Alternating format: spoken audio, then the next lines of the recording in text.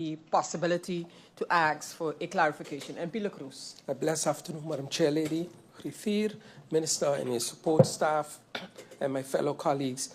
Madam Chair Lady, if I understood the answer to my question from the Minister, which is that everyone would have to reapply who already have requests in for a piece of land.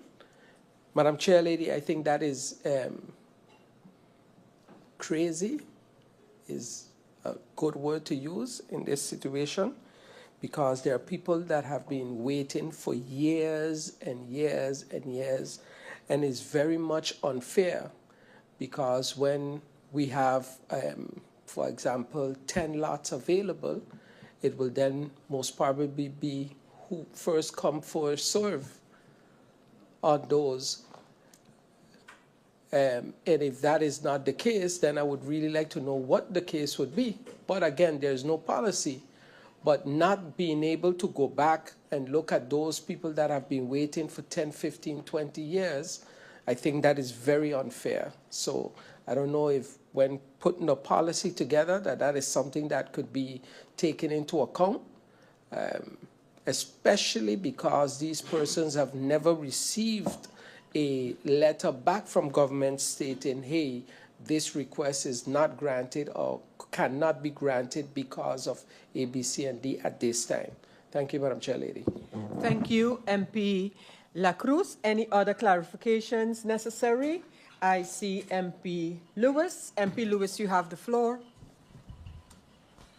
Just to chime off what my fellow MP La Cruz just said, with regards, as government has its obligation of continuity, I would like to know, or if it can be clarified, do we have a log book or a logging system of all the different applications that was made? I know everything goes through the DIV system, but is there a department in the Ministry of VROMI that has a log of all application for long lease requests? Thank you, Madam Chair. Thank you, MP Lewis. I see MP Otley has the need for a clarification. MP Otley. Thank you, Madam Chair. Madam Chair, through you to the Honorable Minister of Romy, I hear my colleagues speak, and I hope to God that they misunderstood or misinterpreted what you said, because indeed that would be a catastrophe.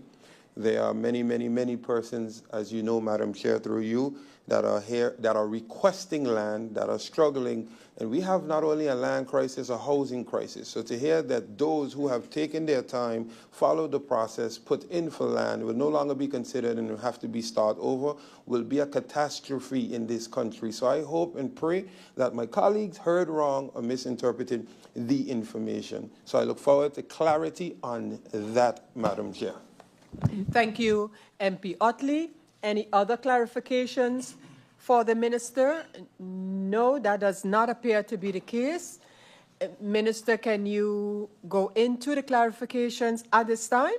Then I invite you to do so.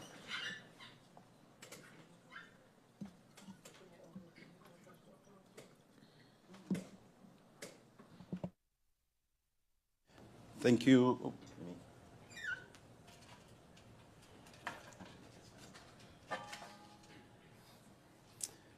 Thank you, Madam Chair. To the clarification request of both MP Otley and La Cruz, let me just explain exactly how come they become sort of no longer active. The current criteria is you send it to the minister and you either get a response, yes, no response at all, from 1979 to now is 46 years, or you get a response that's positive. The issue is in the idea of what governments are supposed to do when it comes to the DDAM criteria is you're supposed to publish every piece of land that becomes available. So if I have to inventorize 46 years of requests, some of which we don't actually have anymore in the system for different reasons, either hurricanes or they're lost because it's really became digital relatively recently.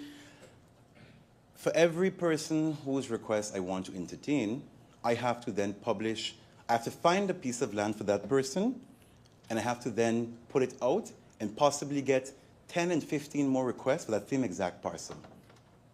Times 46 years, all those requests per year, and the land availability, you cannot at all honor what is currently outstanding. Secondly, in the new system, based on what DDAM has, that also aims to make it fair and equal, government has to, at the onset, put a piece of land out. What's happened in the past is, and I'm sure everyone knows this, when you ask government oftentimes currently, and even in the past, what land is available? Oh, there's no more government land available. But for the last amount of years, there has been a lot of issuances of land. If I have to issue land to persons now because they have a request in before, that automatically makes it unfair to those who may request after this policy. The reality is, as well, is that we have no policy currently. So the whole idea of DDAM is it also helps government manage land, which is also part of the whole idea of land spatial plan management. So government will control what parcels of land are available when, and they go out in public. So everyone at 1 p.m. today will know May brief X is available. It won't be, oh, there's no land available, and then because you have a request in for 15 years ago, you get the land. That's not fair. So while it is indeed a catastrophe, as indeed it might be considered a catastrophe because of the amount of requests given in, unfortunately, the fact that we didn't have a policy in the beginning is actually the catastrophe. If you will recall, and I stated it in budget debate, there are persons who have requested land from 1979 have not gotten a request. There are examples of ministers of Rumi who have come in and within their term have issued land to their very close family members, their political friends. That's the catastrophe. And this is exactly why we have a housing policy that needs to come to place. Because the reality is the people who need the land the most oftentimes don't get the land currently. Who gets the land is the friends and the family of the minister. That's the catastrophe.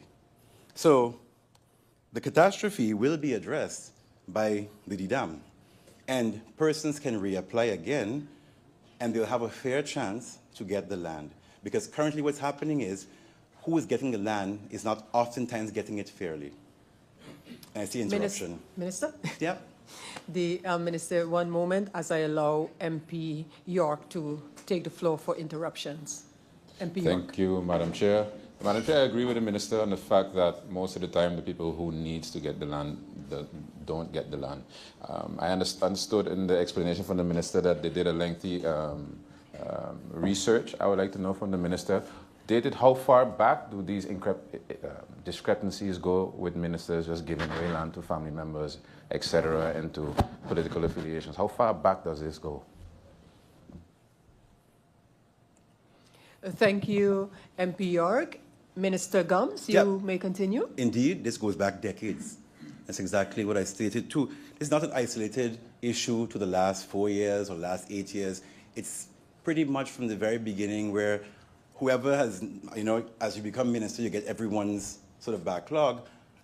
1980-something, 1979. I haven't gone as far as 1979, but I'm sure they're out there. There are people who have been requesting land and have not gotten the land. And the reality is the prime land oftentimes goes to those closest to the government.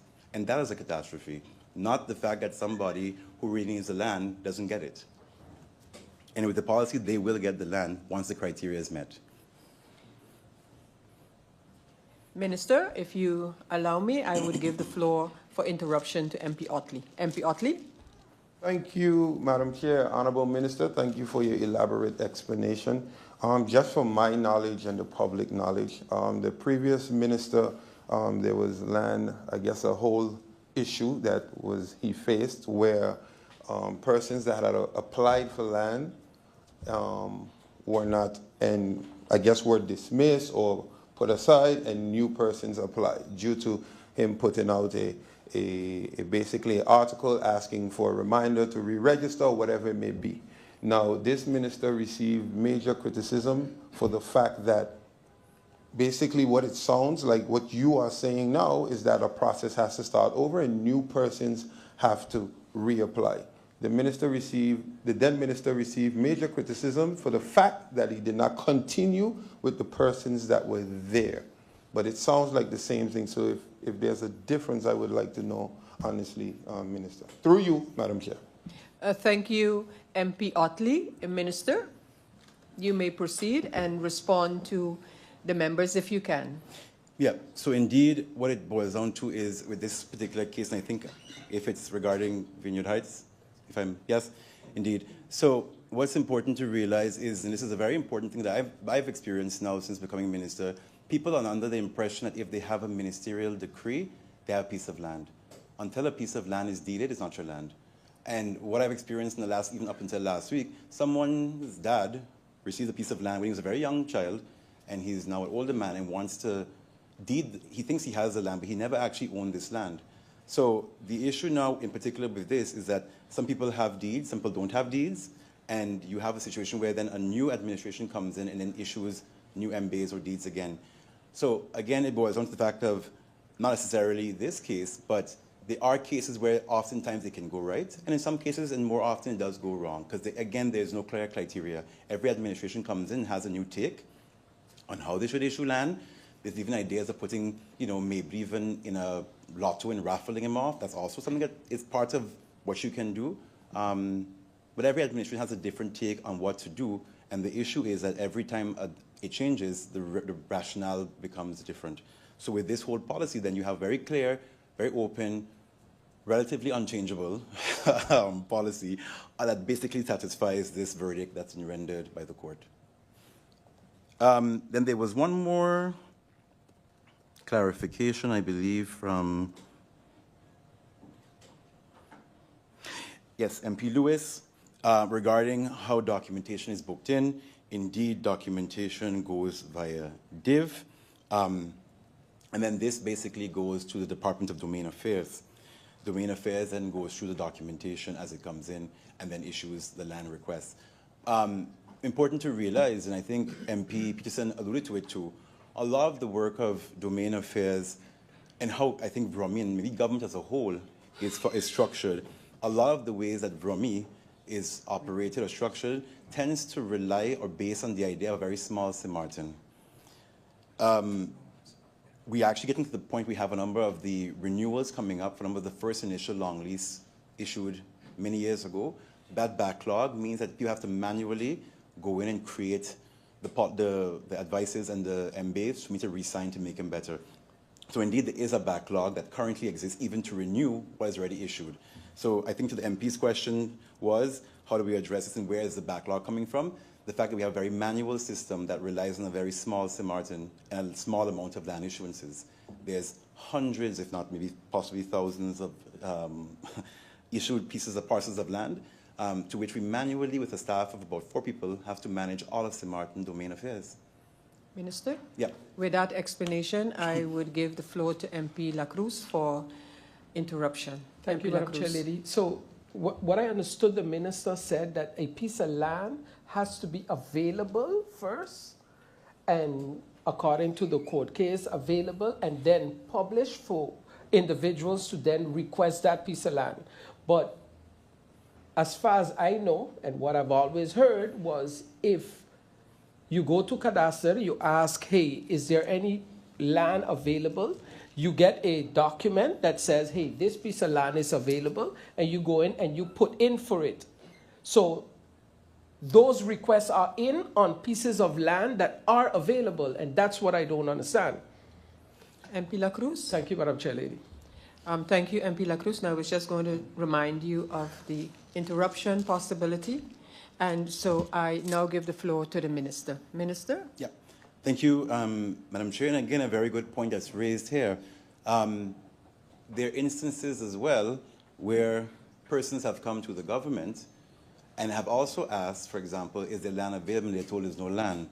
There's also instances that I've been told, I mean, I can't verify them, they're very much word of mouth, where people request government land and then from the cadastre, and they're issued the request or they're not.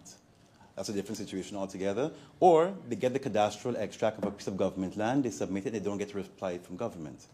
So again, this is why the need to have a very managed, transparent situation where it says, this is available. There's no gray area of where this land is, it's available or not. Government tells you this is available, you want it, apply based on the criteria. Because what happens now, and I can tell you time and time again, I've seen it myself, there's no government land available. And then all of a sudden we see that we see deeds going out of government land issued. So I guess, again, the whole point of this is to avoid having to rely on people who you may know or someone who doesn't like you to tell you, yeah, there's government land or not, because that's currently what's happening. What's currently happening is you have to know that there is government land or where to go for government land to basically even begin the process of asking for government land. And this policy is to make it very transparent. This is available, apply or don't apply. Yeah, that's it, my clarifications. Sorry, that's all the clarifications. Thank you, Minister. Members of Parliament, now we go over to